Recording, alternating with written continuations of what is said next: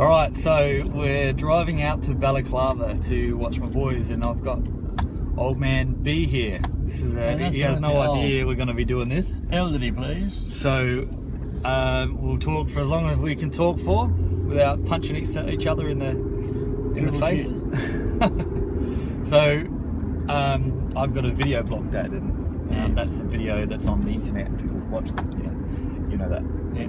And just take this opportunity of this drive to interview you and ask you stuff about stuff. Make a movie. Did you brush your hair? Oh. Yeah, all done. All right. So you don't really have any questions prepared. I never do. We just sort of have a general conversation, and eventually we just forget the camera's on. And you sometimes get a couple of thousand people view these things in a matter of days. So you might end up being famous. You might be that guy that goes viral. Yes. So when did you... so Dad's a mechanic. Dad's been a mechanic since he was born, which would be very painful for his mum, I guess, with the shifter in his hand. And I won't make all the dad jokes, by the way, and mine are funny. Aren't they? Sometimes. Yours are carefully written and rehearsed. They're not rehearsed. Mine are ad-lib. Yours are not ad-libbed. Yours are repeated. So when you're born in England, whereabouts in England were you born? A place called Walthamstow. And then we moved to the Sunshine Coast, which is called Bournemouth. How long were you? I was 6 years old when I came out here. Okay, so you were 6. My dad was a 10-pound pom. Yep, an immigrant. Yep. So when Dad was 6, he came out to Australia. Where did you go to first? We went to Matterall Hostel in South Wales, lived there for a couple of years. And then Dad bought a house at Mascot. And right behind, his beginning of his life was like that movie, The Castle. Right. They wanted to kick him out, and he didn't want to leave. Righto. What do they want to kick him out for? They wanted to take over the land, to extend the airport. And no, he said, just bought this house, I like it out, done a lot of work and set it up.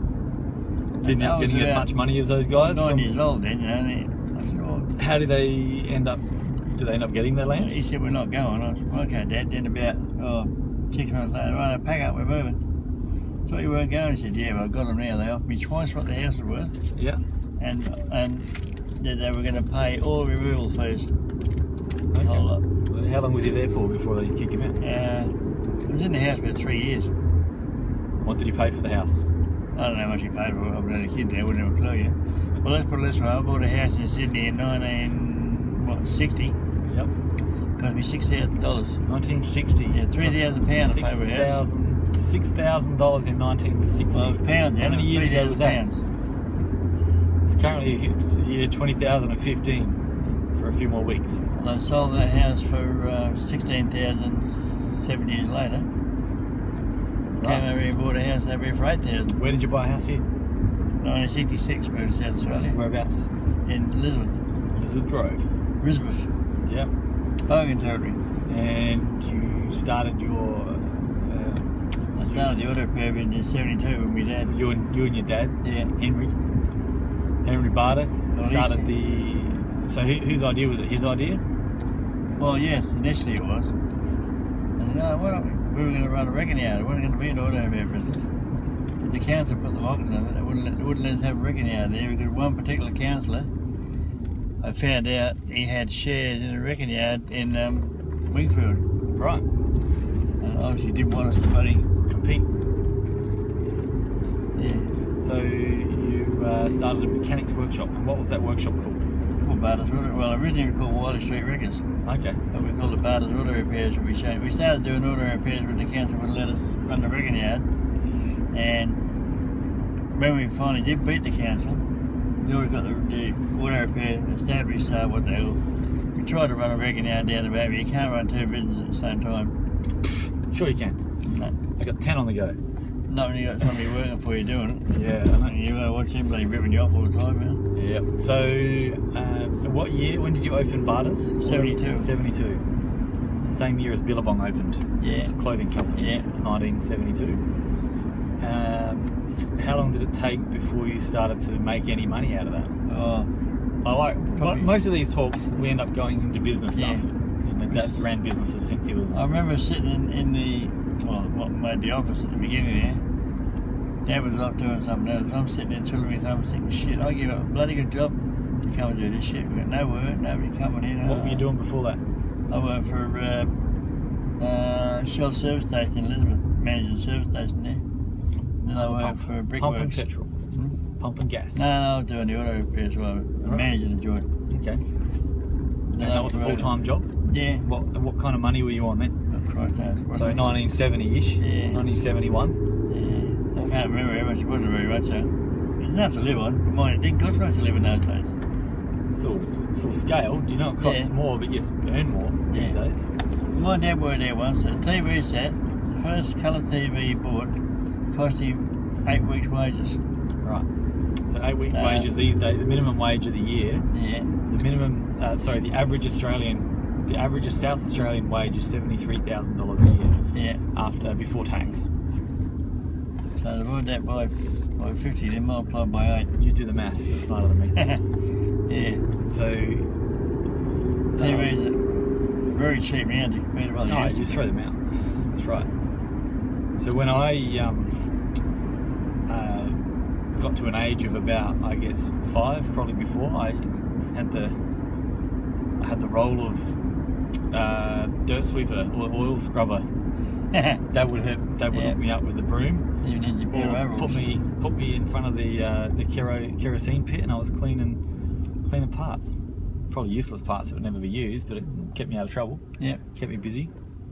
This guy's probably the hardest working guy I've ever met. Oh, you're pulling things apart that didn't really matter, but at least you pull them apart. He's retired twice, and this is probably going to upset your Centrelink payment because this will go viral and the wrong person will watch it. But it's still doing some casual handyman jobs here and there. Mainly for old people. Yeah, just for old people. Like me, you know. But you still quote like a 21-year-old, and you get pissed off when you can't do the job in 10 days, and it takes you 4 months to do the job. What's your biggest job you've done recently? Biggest job? Pulled the head off a Ford Falcon. Right. Put it back on again, got it faced, so I put a new head on. Did it work? Stuff. Yeah. Do you have any parts left over? over? Yeah, lots of parts left over, and the whole head left over. So I put a new head on. Right.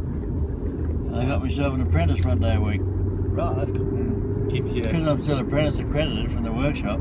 Yeah. A friend of mine now wants to be a mechanic. I badly tried to talk him out of it, but no, he wanted to be one. So I said, well, look, if he can get 1 day a week, we rang up the apprenticeship board. They're quite open to have him 1 day a week. They're paying him, paying me. Right. I'm paying him anyway, paying me. What's your what was your biggest challenge running the workshop? How many staff did you have? Let's give people a scope of how many people. All right, so 4 at the most, or? Yeah, well, 5 if you count your casual cleaner. All right, so. Yeah, but he wouldn't work for money. He was working for, I was just service his car, and he used to look out, clean the workshop. All right, that's the barter. That's the barter trade system, right there. Yeah. So, a workshop. How much space did you have? Just so these people can get an idea of how big your block of land was. 20 feet by 60 feet. 20 feet by 60 feet. That's what's that? Maybe 600, 1200 meters, yeah. 1200 square meters. Yeah. Square feet. Square feet. I don't know what that is in meters. You work that out. You're the smart people watching this stuff. We had a pit in the middle. When you had the block, when you first bought the block, was it rental or was it a block? We bought the whole block, the bare block, with nothing on it except a couple of glass houses for $5,000. Right. Okay. Me and Dad worked like niggers and dug the pit by hand. Yep. So he's also racist, by the way. Was there anyone either side of you when you bought the block? No buildings? Well, up the other end of the road was King's Nursery. Right. It's the only building on the whole block. So, and go forward a few years. I watched the block get slowly filled up, more and more people on it. Yeah. And when I was probably, I remember saving one of your apprentices' asses once. He was walking past the car and he had a box of parts with him, and he bumped a big crowbar or something that was leaning up against the edge, like a big sledgehammer, and it fell, and it was falling towards the car that was on the pit, and it was just him and I there. You guys were out, test drives or whatever, and I caught this crowbar centimetres away from the car. Yeah. You would have kicked his ass, wouldn't you? Yeah. Yeah. And he knew that. No, at the time you don't think it might have been an accident. You climbed it, bugger. Yeah. It's always an accident. You I know? got a photograph of you at home. Down there with little blue overalls on the bum, mate. Yeah. Barter's I've seen very that. proud written on them. Yep. So you took over from your dad, or you worked with your dad. How come you never gave me the business?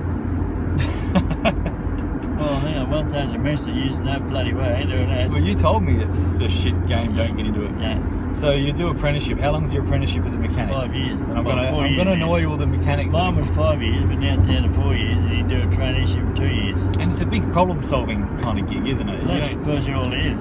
It's like a doctor. Somebody comes in with sick, you find out what their problem is, and you give them tablets to fix it. Somebody comes in with a car with a noise in it, you find out where the noise is coming from, you take that part out, put a new and part you in. give it a tablet.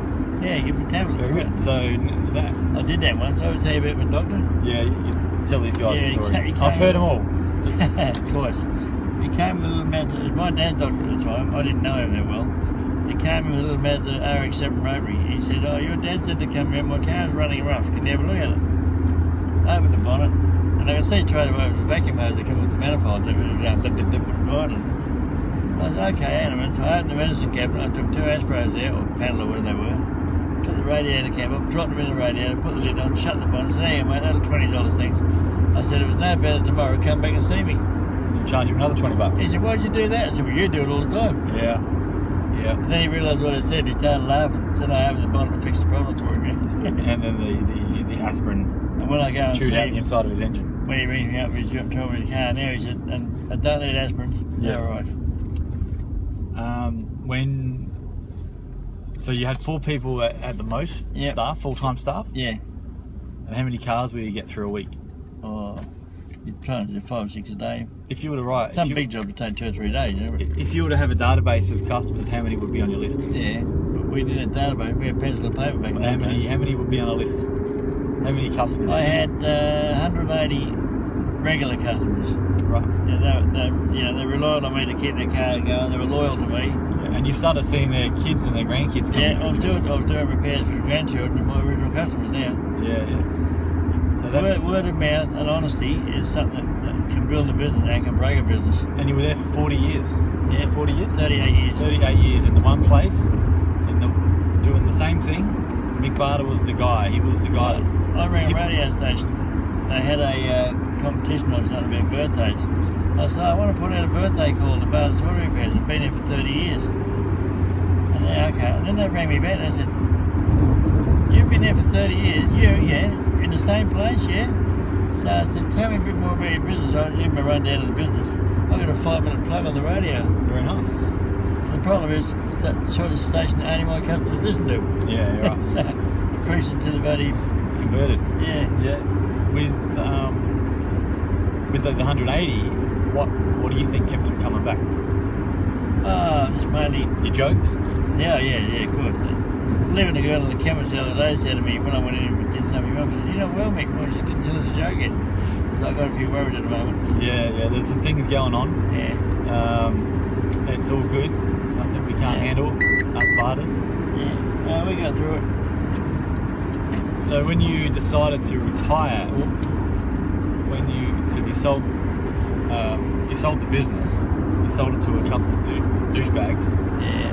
You, A couple of know-nothing people from the rap base who thought they knew what they were doing, but they didn't have a clue how to run a business. They were doing shit work. They weren't honouring any warranties. So this stuff's getting interesting now because The this name is, got round, don't go there because the blokes are idiots, you know, they rip you off, so business so after 38 years, yeah. the business within a year became the laughing stock. Become the laughing stock. Yeah. And trying to be the nice guy that is, if he got all the money, if they got money from the bank and then Dad put it in his account, the interest rate vendor finance. it wouldn't be very much. Yeah. And then I don't know what were interest rates back then. They're about interest rate in the bank about 15%. All right, And so I had about vendor finance for 10% for 3 years, 30 grand. vendor finance 10%. Yeah. So if you don't know what vendor finance is, check it Yeah. out. But what that means is instead of getting the money from the bank and then paying the owner of the building or the owner of the block, you can just pay the owner of the block. Dad becomes the guy that's liable for the loan. The problem is within a year or a year and a half? Yeah, 18 months they're bankrupt. 18 months they went bankrupt. They owed a lot of people a lot of money. They rang up and they said, we can't pay the vendor finance for the rent. I used to own the land at the time. I used to own the property. They rented off me. Yeah. And they just virtually bought the business. And we couldn't pay the rent. They couldn't pay the vendor finance. Where does that leave me? Oh, I don't know. We haven't got your money. Yeah. Well, mate, I said, I don't like that idea. I said, I got friends that ride Harleys that love picking up debts. So then Dad went into takeover mode. So they left. Yeah.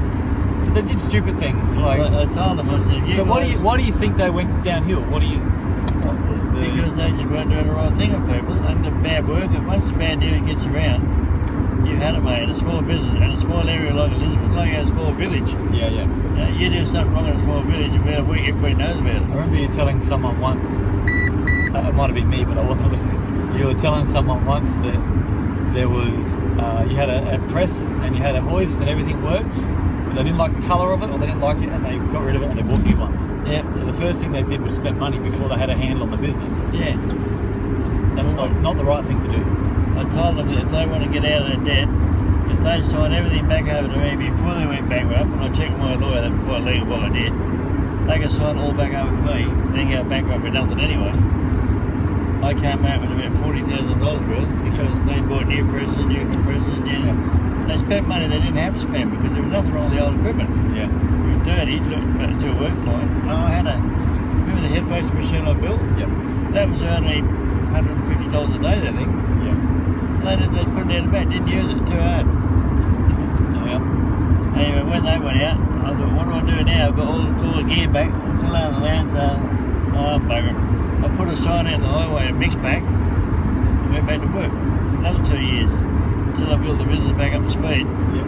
Got a lot of my customers came back, not all of them, about probably 80% of my customers came back to me. Yep.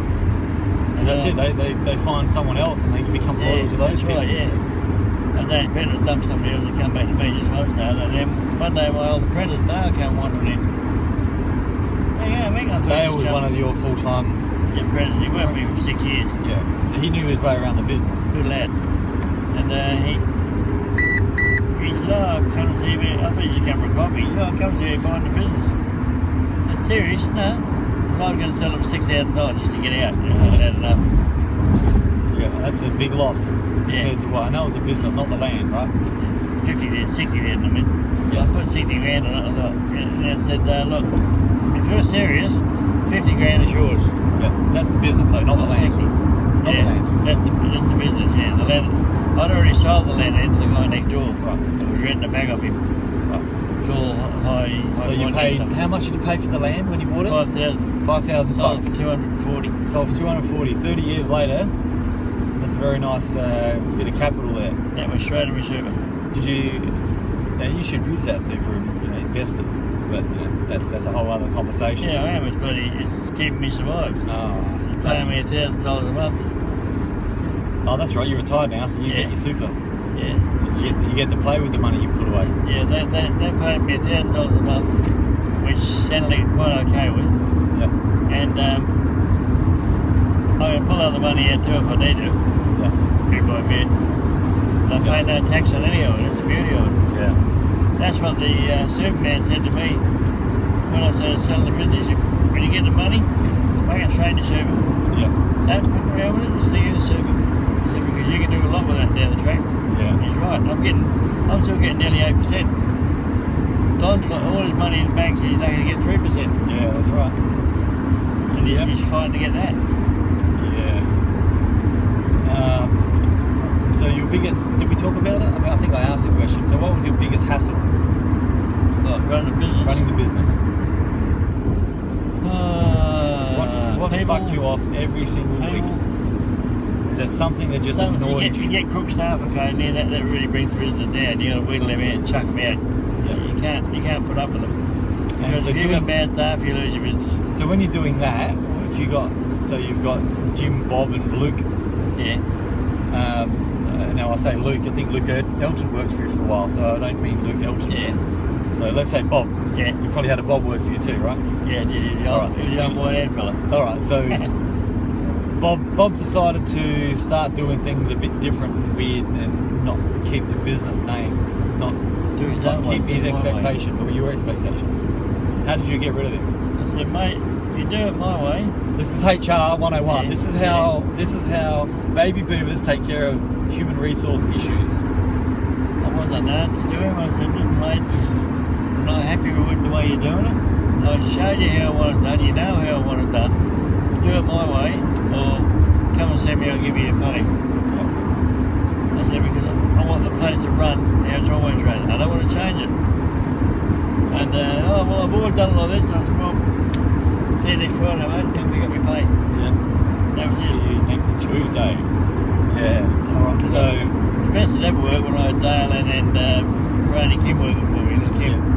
That magic I made. So how did you feel when Karate Kim Roy is a super a lovely guy, and that was sort of around about the time I was at that workshop every night after school. I'd finish school at 3 and I'd get to Dad's workshop and play drums till he left at 7. I did that for most nights of the week for years. So around about that point I had a good relationship with Dale and Kim and a few of the other guys that come and went. But how did you feel when Kim bought the tyre place and was going to leave? And then how did you feel when he left with Dale? Devastated. Yeah. Bloody hell, I've got to get somebody else and train somebody else and get them around to my way of thinking. That's the whole thing when you got a business. You've got to get people around your way of thinking. Yep. And everything went very smooth. Yeah, it's But hard Kim to... only lasted in that tyre place for me, 6 months. So I said to him, jokingly, he said, "We got a job back, mate. The door's always open." Yep. And he came and saw me, he said, "Go and take you out to lunch." So we went down to footy club. I thought he was going to pick me brains about business or something like that. He said, "You know, you said about the door being open." He said, "Still stand?" I said, "Yeah, boy." He's thinking I want my job back. Yeah, but he bought that tyre place. Yeah, he went in with his brother-in-law. Yeah. His brother-in-law apparently was a lazy bastard, but Kim was doing all the work, and brother was sitting back wanting after money. Yeah, that's... As in, they have a lot of family. Yep. A lot of family break up over businesses. They do. They do.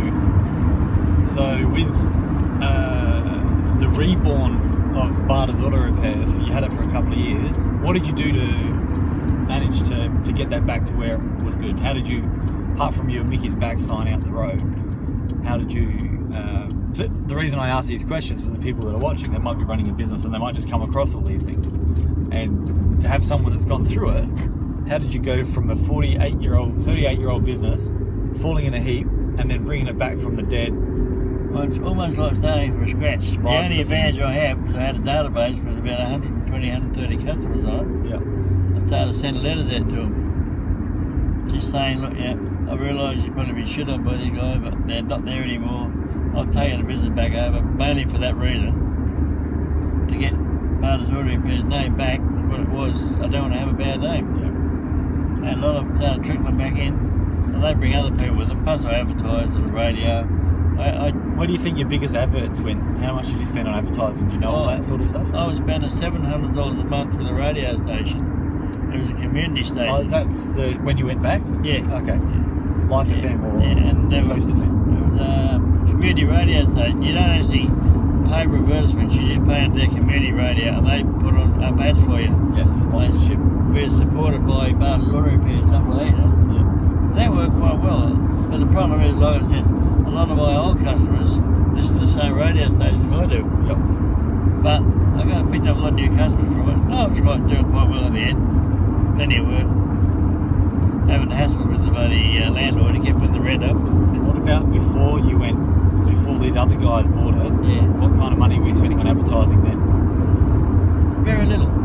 I didn't spend much money at all advertising. It was mainly, I used to put signs up in shop windows, and every time somebody come in, I'd give them 2 business cards. Yep. I'll give these to your mates.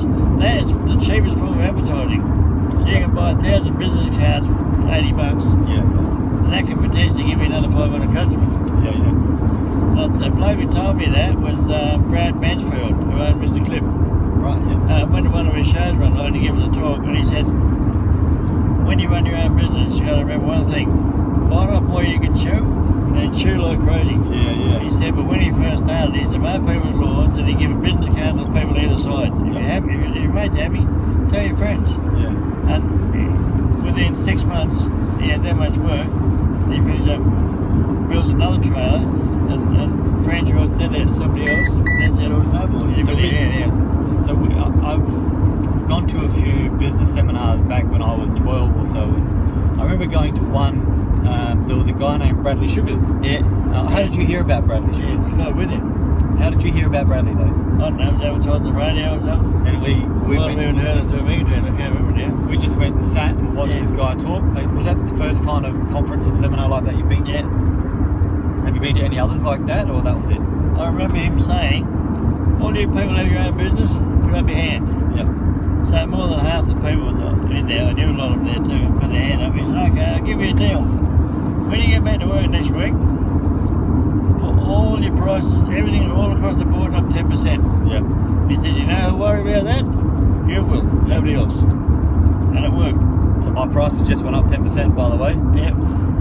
So we've got a 21 video program that's selling for $21. It's now gone up 10%. 20%. As you said, you're the only one to worry about it. Other people don't even notice it. Yeah. 10%. I know. I used to sit in the office occasionally, and someone would ring and they go, "I'm just calling about my magnet." Yeah. And I'm like, "All right, give me a minute, 1 second. Please hold the line." Yeah. And there was no mute. There was just a dodgy phone hanging on the wall, covered in grease. Yeah. And like, hold it to your chest, because that's stops people from hearing, of course. Dad, there's a magnet fixed. How much? And Dad would give me the price. And I'm like, yeah, that's $200 or whatever. $200 all up.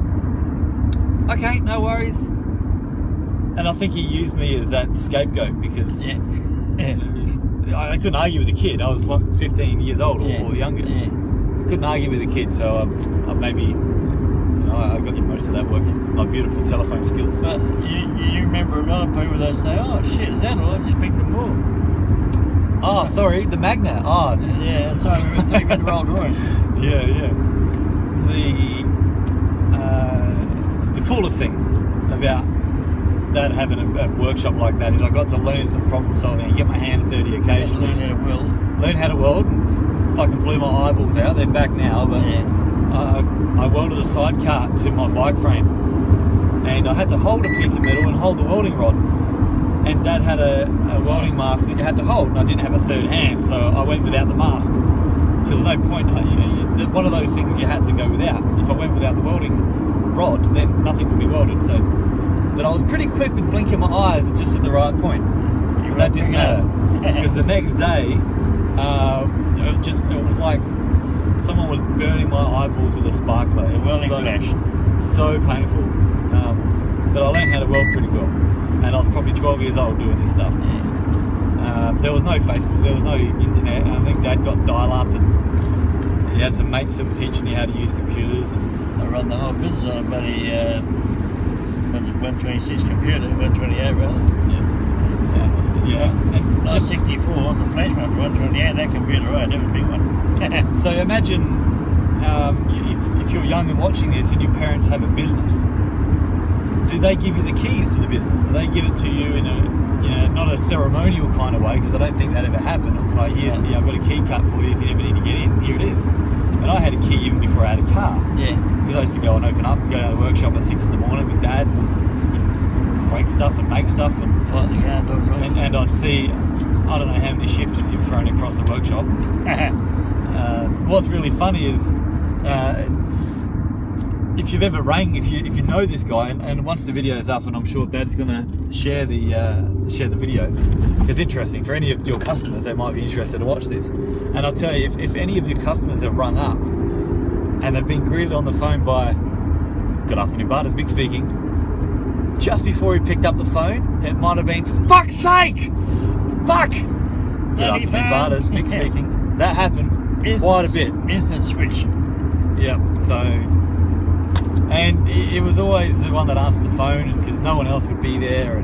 But it's the right guy to answer the phone. So he's running a business, so he has to answer the phone. Also, he's doing the repairs, so he has to do the repairs. So that's where it becomes tricky being a sole trader. And at the beginning, I was sweeping the floor too. Yeah. So you went from my phone just flashed that I was getting a flat battery. I'm not sure why, because it's all plugged in. So that's what I put on Facebook. Business owner, floor sweeper, gopher. Yeah. Got to do And it a all. mechanic. Got to do it all. Overtaking a blind lane. That's what we do in a Porsche. So the coolest thing was having keys. And there was one time where a mate of mine crashed his car, and I was following him, and I was either going to crash into him or hit the gutter. So I hit the gutter and broke my wheel. I didn't have much damage to my car like he did. So we managed to hobble around to your place. I didn't want to tell your mum because I didn't bother telling you. Didn't mind telling you, but mum would have freaked out because she was about to get on the plane to go visit Nana in Queensland. So I parked my car up against the gutter, so my rim was hidden by the gutter. As soon as you guys left, jumped in mum's car, went down to the workshop, grabbed the car trailer, and I'm 17 or 18 at this point. I'm like, alright, most 18s these days will probably just panic or whatever. I'm like, alright, here's what we got to do. I get mum's car, which I'm not insured to drive, because that's the responsible thing, is to drive a car that you're not insured to drive. Go and get a trailer that's probably not registered. Pick up my car first, take it back to the workshop. They're all probably 10 minutes apart, the workshop to the car. And then we went back and picked up my mate's car, which was sitting on the side of the road and half fallen apart. We dragged that up onto the trailer and dropped that off. And then by that time, mum would have been on the plane. So I rang dad and said, we've had a bit of an accident. Both the cars are at the workshop. I think my car was fine. I think I just needed a little bit of front end damage. But my mate's car, both left-hand wheels were in on a 45-degree angle. That was Suzuki, wasn't it? Yeah. I had the Swift. He had the XL. So I'm talking about you, Brian. Yeah. Amazing times. Just to have the space to go and hide broken cars, and before the police come as well, because that would have been a whole different story. My first car was a Volkswagen convertible, but I did learn to drive an FJ45 Land Cruiser on the back streets of Murray Bridge on the way to Speedway Park. Murray Bridge Speedway. So I was probably 15 or 11. Pull over, Dad gives me the wheel to this massive big truck. Big truck that has you turn the steering wheel twice before it actually realises that you want to turn. Couldn't stall the thing because it had a big flywheel, so I learned to drive a manual in an old crappy car, a four-wheel drive.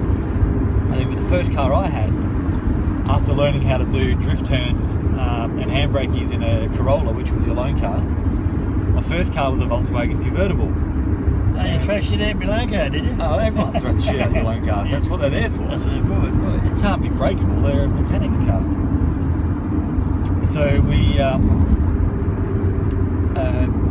I used to walk to school past a wrecking yard, and there was this piece of crap wrecker Volkswagen sitting there. It was convertible. It wasn't an original convertible. We made it into a convertible, and we bought that for $400. Dragged that down the workshop. Dad's mate, a couple of buildings down, sandblasted it. Volkswagen was the bloody hood, the canvas hood was a really good neck. Yeah. And the roll bar. It was good. So I had two cars. So my job was to strip everything out of both cars. And we got the best parts out of both. So we used a chassis from another car. And it was awesome. I had a great time building that car up from the ground up. Dad did an amazing job with the spray gun. It had a perfect shine out of the gun. It was the colour of the car was a purple. FX Bellflower was the colour code, and that's the colour code of the Honda XL. What's the tree that has that flower? Bellflower, I don't know. Jacaranda. Yeah. So you're just coming into autumn, you'll see the Nice purple colour. Jacaranda. That's what colour I painted my first car. Why the fuck I painted it that colour? Well, you wanted a pink Volkswagen when I you were wanted little. a pink Volkswagen when I was younger. Yeah. Just, Well, you can't get a pink. I want a pink Volkswagen, Dad. Well, I'm glad I didn't get a pink one. Yeah. But the headlights were yellow, so it was Yeah. a pretty interesting combination. Yeah. It was cool. We built this thing up, and it was good fun. I blew the motor up in it on the way to Morgan. That wasn't really your fault. It was the fault. It was the radio too loud. You couldn't hear it rattling. The radio, I won a couple of competitions with that sound system in it because I had a couple of 15-inch Seal Vegas in the back, and it was just the loudest thing. It actually won some competitions. 2,000 watt drive, isn't It was insane. It was like 118 decibels, but it had no roof. So normal cars, this talking volume is about 60. So if you're enclosed, it's a technical thing, it was loud. So I couldn't hear the engine seizing up, and I was going up a hill, and I started to get a bit chunky. So I went back a cog, and I was in first. My foot was flat. I was doing about 2 kilometers an hour. It just wouldn't go anymore. So I pulled over, and the smoke pouring out the back. I couldn't boil it because I had no water in it. So I was on the side of the road. I rang my brother. He come and towed me into the city, into the caravan park. Was it Laura? No. She towed in the other car, and she towed me in the red. This was Barry towed the Volkswagen, but Laura towed me in the other car I had a few years later. Still on the way to Morgan. Yeah. And I wasn't thrashing that one. That's what's keeping it. The reason you blew it up is because they had a. It wasn't my fault. The little flaps inside the motor. It's a European motor, and the flaps dropped down in the freezing cold weather to stop the airflow, the cold air blowing on the cylinders and cracking the cylinders. Yep. But one of the flaps, the clip had broken, the flap fell down on one side of the motor. Yeah. So that side would get no air through it, and it just got hotter and hotter until it melted the pistons, melted the barrels, burnt all the paint off it. So Dad come for a drive, picked up the car. I carried on with my beautiful skiing weekend. He left me I think he bought me another car up to get home in. Yeah. It was a HQ, 3 on the tree. Yeah. I think 6 or straight 6. And by the time I got back to the workshop, the engine was already out. The new one was getting ready to go back in. And then that one that we killed, I think you fixed that, so that went in. So we had a good change. 2-litre motor, that was a good one. Oh, it was a great car. And I lost it sideways going around an The reason you didn't get killed first driving that car is because they put a restrictor under the carby. You was only getting about half throttle when your foot was flat. Ripped off. But after about 6 minutes, remember I took the end, you couldn't believe how fast it went after that. Yeah. But at least you can handle it by then. I can handle anything. So that was the first car I had. It was awesome to build that car up from the ground up in the workshop and get it my hand set. And I've got some cool photos of those days. Dad's always tinkered with projects, and we're going past where the fires were in Balaclava, by the way. Yeah. So all this to the left, you can't really see it. This is where it was all burnt like 2 weeks ago. It's pretty insane. So Dad's always been tinkering with ideas, and he put a V6 Commodore motor in a Volvo. He put an EA Falcon motor in a Mercedes. He Holden in a... put a 3.8 litre V6 in a Statesman. Yep. And he put a lawnmower engine in a go-kart, which is normal, but he put it in backwards first of all. Yeah. And he got in, started up, and the thing went backwards. Yeah. And then you turn chain around. I don't know if this battery's going flat soon. We've been chatting for 37 minutes, and it seems like it's 10 minutes. Yeah. If you were to do your time again, what would you change? Well, I probably won't the same silly mistakes again. Wouldn't have had fucking kids. I don't think I would change the terrible life. I had a good life. I enjoyed it. Yeah. I enjoyed what I did. I enjoyed what I made. A couple of things I might have bloody think back and think, why the hell did I do that? And what are they? I can't remember. Couldn't it be that detrimental to your future? What do you want to do? So you're halfway through your life. How old are you? I'm 72 now. 72. So midlife crisis. So take it easy. What are your plans for the next 5 years? Go cruising with your mum better. Yep. I like to buy a bloody coaster bus. Mobile home type thing. Go cruising up north, take your mum there. Yep. What if that's not going to work? Go where the weather suits my clothes. Yeah, right.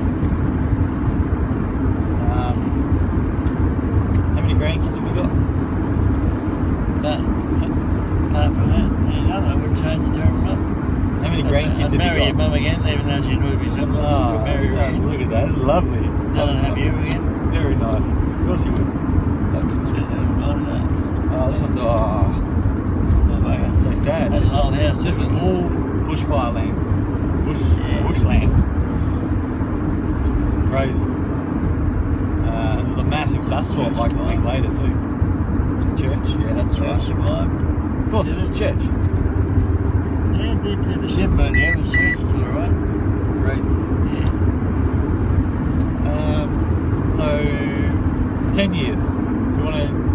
What do you want to do in 10 years? 10 year time. Well, my knees are still a whole lot while we're still walking. replace your knees, put you in a chair, motorised chair. I know with 3 people who had their knees done, and all 3 of them were in more bloody trouble than they were before. Yeah. It's something that did not want to get done. Yeah, they used to be a pain in the ass, Yes, or a pain in the knee.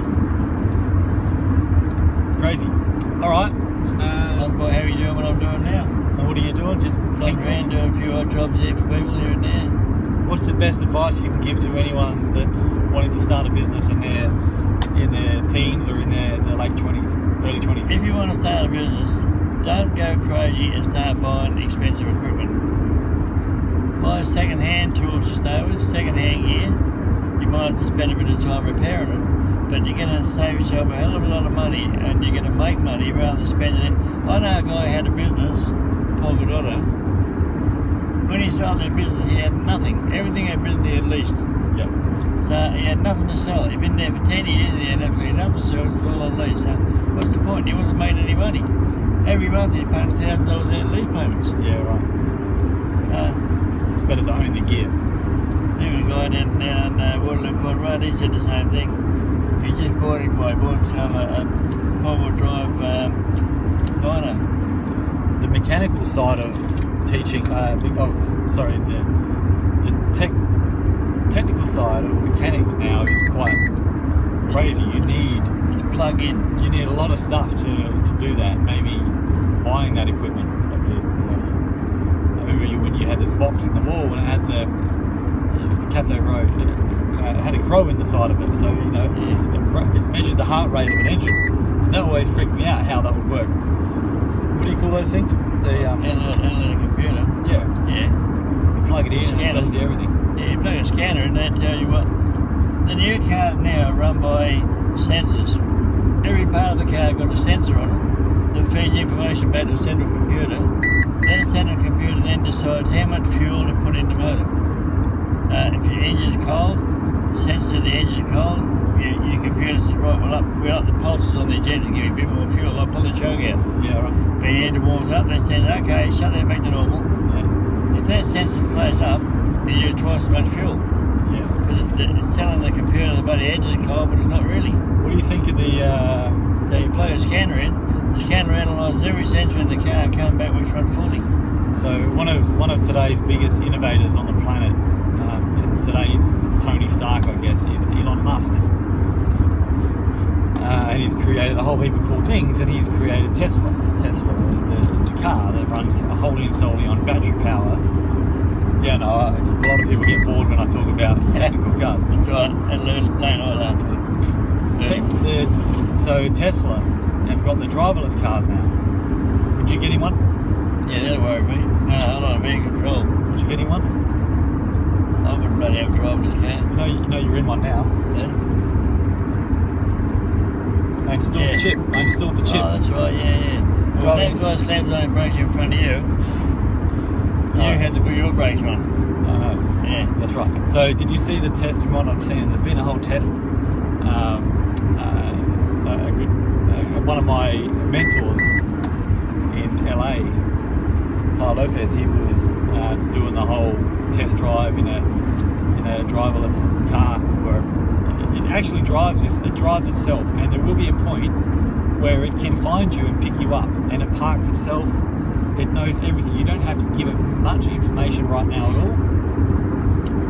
You just tell it. You push buttons and you tell it what to do. We get to the stage of the Jetsons now, aren't we? Yeah. George Jetson. Your car comes and picks him up, won't bring him up. Yeah. Well, that's 10 years from now. I'm sure that's going to happen. Not long from now. You'll see. There is one in America. Someone's got dedicated lanes for cars with electronic strips down the middle. Yeah. The cars run down the strips, and you program where you want to go, and it follows those strips around. So this car, the Tesla, has got like massive satellites front and back. It checks the distance behind, the distance in front. It reads the speed signs. It actually calibrates its speed. It knows what speed it should be on the street, but it double checks with the reference around it, like the actual speed signs. It measures the distance in front, it measures the distance around you. It also looks at the shape of cars to know that they're going to pick up, they're going to take off quicker or take off slower.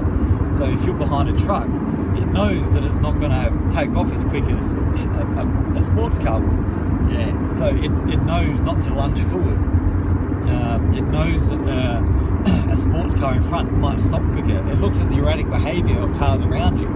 So it can see if there's a car speeding up, slowing down, probably more obviously than a human could. So if we're driving down the road and we see someone driving like an idiot, we might see them, but we might not do anything. This car will calculate what speed they're doing compared to the speed they should be doing. It'll calculate if they're on the gas, it'll calculate the engine noise, it calculates like all this stuff, left motion, so if it's drifting in front, if it's seeing a car in front that's drifting backwards and forwards, it'll slow down.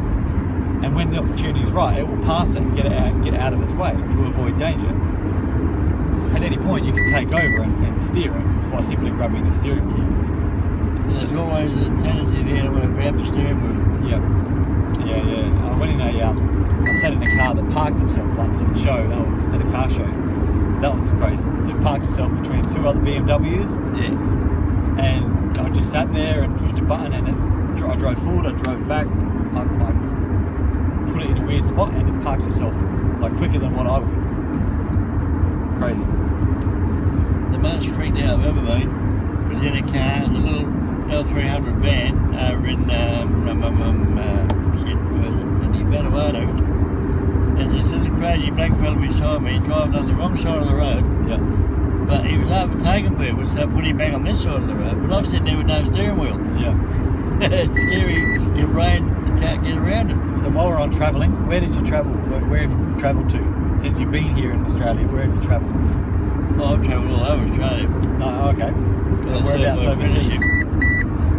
Once I shipped to South Australia, went back and forth to Queensland a few times, went back and forth to Victoria a couple of times to see my daughter. But when I served my apprenticeship, I was all over Australia, Mount Isa, Bunny, Weber, Brisbane, Muswellbrook. I'm based in Sydney then, doing earthmoving equipment repairs. So Diesel mechanic. I chuck a part in the car and off I go. It's about 3-day drive and then half a day to put the part in, 3-day drive back.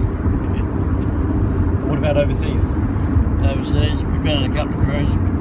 Doesn't really impress me overseas. I'd much rather see a lot more of Australia. Oh, there's plenty to see. I mean, people say, I'm going to go to Bali, but why? They really go to Bali because it's cheaper than travelling around Australia. Yeah. And that's for Australia killing themselves. The airlines have made it too expensive to go anywhere and have a good time. You know, you can spend maybe $1,000 on airfares. You go to Bali, you spend what, 2 weeks in Bali for $1,000.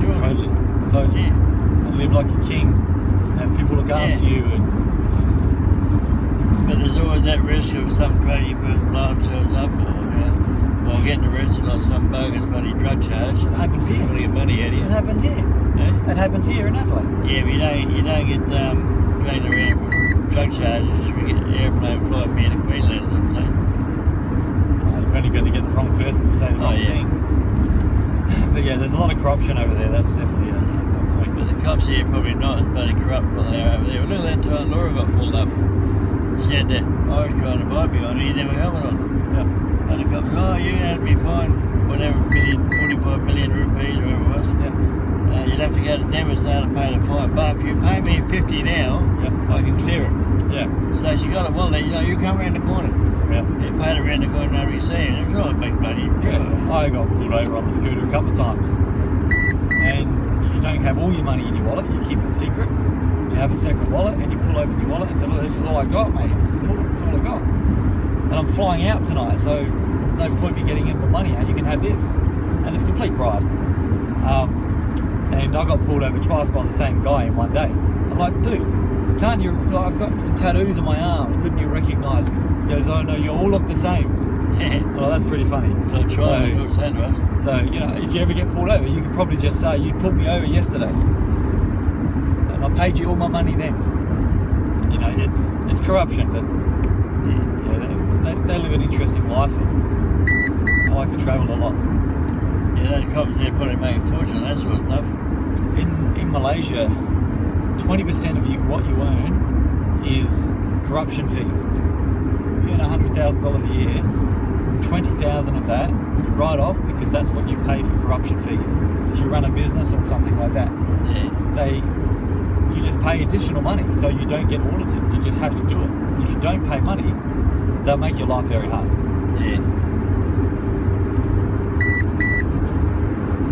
If you were to, I've asked this question, go back again, and so you're pretty happy with everything? You wouldn't change anything? Everything's good? Nothing in my life that I really terribly worried about. Apart from losing my mum and dad, lost my mum when she was younger, and my dad, nothing I can do about that. That's just part of life. Shit happens. Very cool. Alright, I'm about 10 k's out from where I need to be, and you can see it's quite empty out here. There's not much. I'm driving through it's what they call the Adelaide Plains. And when I first heard about the Adelaide Plains, I went through it when I was young. I actually thought there was planes parked, on the side of the road. It wasn't until I flew over the Adelaide Plains and you see that it's just completely plain. There's nothing to see. It's like patchwork quilt. I drive up here every second Friday to pick up my boys, and I usually have these conversations one-on-one with myself and do a bit of a video blog and talk about business. But I just thought I'd have you in the hot seat. Biggest plane in Australia is the hay plane. That's a hell of a lot of fun. The hay plane. Hay? It's 120 odd miles, absolutely nothing which from. Nearly 200 kilometres. Nothing, a lot of houses, a few trees, that's it. A lot of people ask me if I have a musical family, because I play drums and do a lot of stuff in the music industry. Dad played bass, guitar, keyboard, clarinet, saxophone. All not very well. All shit. But we used to jam for hours on the Peter Gunn theme in the shed. And then, Dad would leave it'll be set up. I had a room in the shed where my drums were, and that's where all the music equipment went. So I always tinkered around with bass guitars and whatever that was around. Your granddad was the best musician in the family. What, then or now? No, your granddad. My granddad? Then or now? No, then. Oh, my dad. Right, okay, good. He used to play the theatre organs in the big movie picture theatres. Yeah. Theatre Organ Society. They play a big, massive $300,000 organ, big box on. And he can play any tune by ear. If he heard the tune once, he'd be able to sit and play and put the chords into it as well. Yeah. And he built a little organ with 3 octaves and 2 massive great speakers on the front, and all they run off a battery, a little trolley. And he go down to the wharfs at the Toffee Nose area in Queensland, get the name of the place now. Lost Harbour. Yeah, it's up north. All these Benson boats are serving power rods and that. And he'd sit there and he'd play tunes like Red Sails on the Sunset. And the old people would come up, oh, do you know such a thing? Yeah, so he'd sit and play it. But he used to leave a little case open, like a suitcase. Before he started, he'd throw a few fives and a couple of 20s and $10 note in the case. The big notes, the encouragement. Those sort of people drop in 10. He made $700 in one day, one afternoon. Yeah, I've got some mates that do that in Adelaide. They're busking. $900 in a day is not unheard of. We got some guys doing some busking at the moment in my Teacher Plaza. Yeah.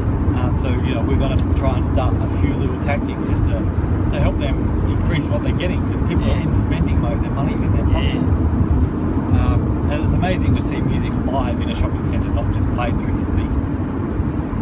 Well, I gave that bit of wisdom to a girl playing down the farmers market there at Parafield. Yep. She played a guitar, very good, singing country songs, and she had a guitar case there and probably a couple of dollar coins in the future. And when she finished, I told her, I said, hey, look, here, here's $5. You got any more $5? Yeah, throw them in the case. I saw her the next weekend. It creates the... How'd you go? She said, well, she I made more than I've ever made. Yeah, she forgot she put the $5 in. She also has Alzheimer's. Yeah. She forgot she put all that money in. Yeah, no, but see, by putting next to other people in, they don't want to say, I'm only going to put $1 in, somebody will put $5 in. I'm doing the same with Chris with the ukulele club. It tells people what to pay. It gives them a help. It gives them... People need to be led to order. Yeah. So if they can see that there's $5 notes there, you're more inclined to give a 5. If you can see 10s and 10-cent pieces and, you know, $2 and $1 coins, you're more inclined just to throw your pocket cash in there.